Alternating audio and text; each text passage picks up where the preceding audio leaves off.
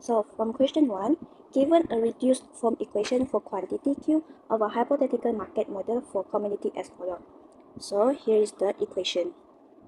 Where A, B, C, D, E, F is more than 0, PS is the price of a substitute, PC is price for complement, and PI is price of an input.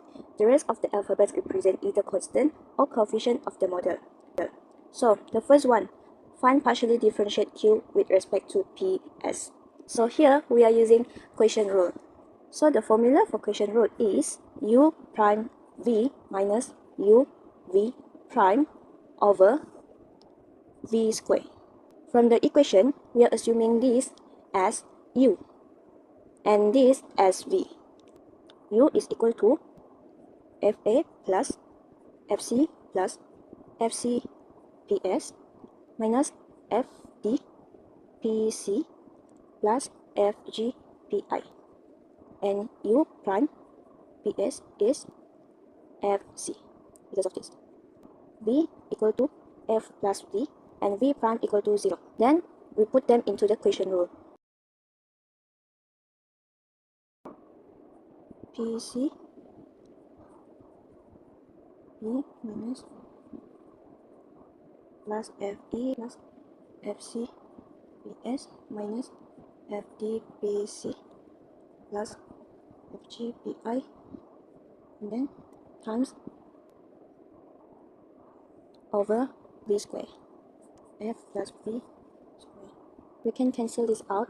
So can cancel this out. What's left is FC over F plus V. So this is the answer.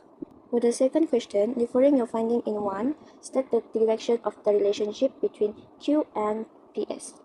Since FC over F plus P is more than 0, so it is positive relationship.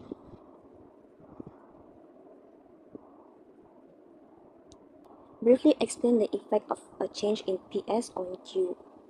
An increase in the price of a substitute leads to an increase in Q due to consumer shifting preference to the relatively cheaper commodity.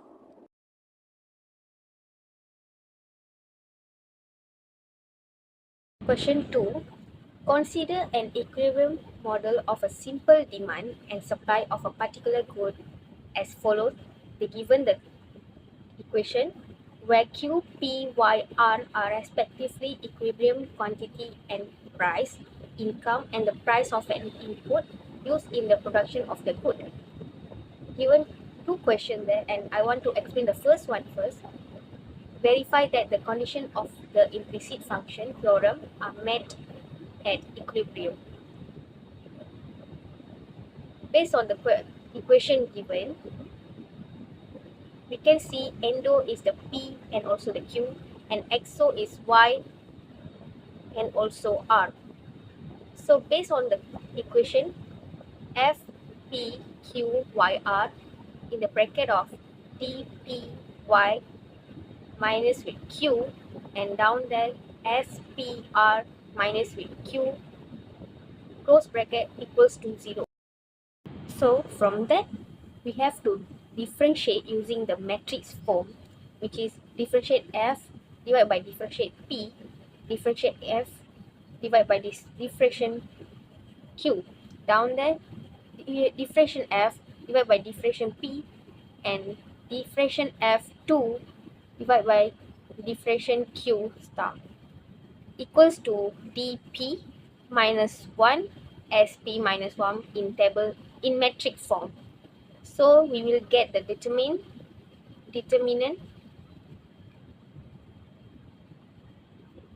which is dP star negative 1, it should be times and minus with negative 1 times with SPX equals to negative dP star and SP star. Okay, based on the previous calculation, we get that from the assumption dpx lesser than 0, so minus dp star higher than 0. So SP star higher than 0. Thus, determinant J negative dp star plus SP star is higher than 0. Okay, Assalamualaikum for I2. First of all, we have to make the implicit functions. First of all, F1 for demand implicit function and F2 for supply implicit functions.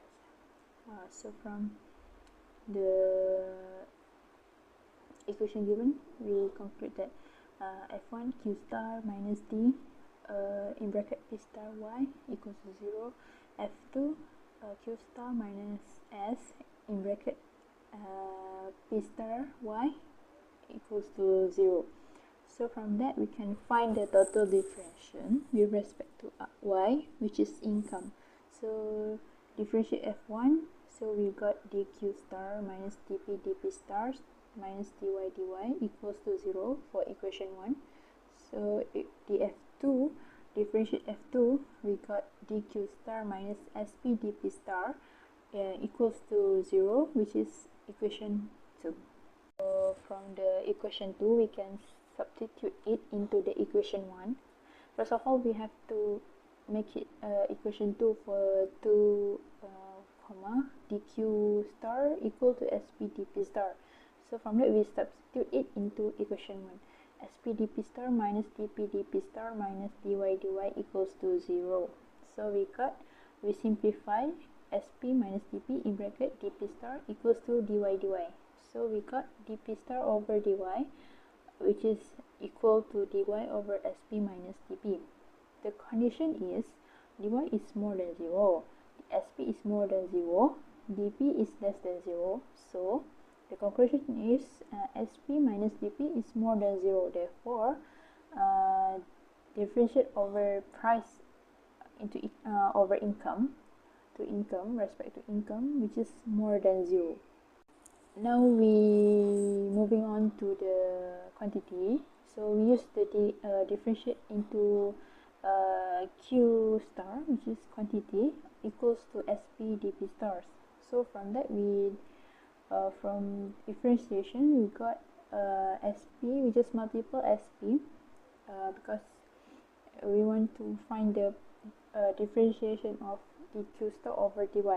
So we got sp dy over sp minus dp. Therefore, differentiate of q star to income is more than 0.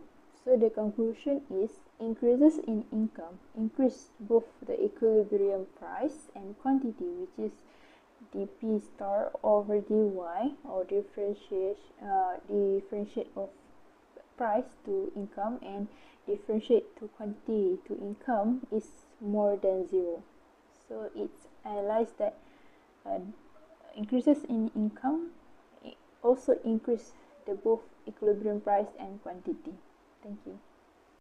Given a Cobb-Douglas production function where Q is output, K is capital, and L is labor, the question required to find marginal and average product for both input and interpret the exponent 0.4 and 0.6 as elasticity.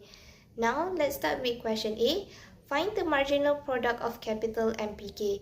This measures how much output increased when capital increased by 1 unit while labor remained constant. To find this, we take the partial derivative of Q with respect to K. Next question, B. Find the marginal product of labor and PL. This shows how much output increased when labor increased by 1 unit while capital remained constant. We also take the partial derivative of Q but with respect to L. These two results shows that marginal product depends on both capital and labor level. Now question C, find the average product of capital APK. This is calculated by dividing output by capital. The function we get represent output per unit of capital. Then question D, find the average product of labor APL. Similarly, this is output divided by labor, which gives us output per unit of labor. Finally, question E, interpretation of exponent as elasticity. The exponent 0.4 means that a 1% increase in capital with labor remain constant will increase output by 0.4%. The exponent 0.6 means that a 1% increase in labor with capital remain constant will increase output by 0.6%. Since the exponent is equal to 1, This Cobb-Douglas function shows constant return to scale. This means if we double capital and labor, the total output will also be double.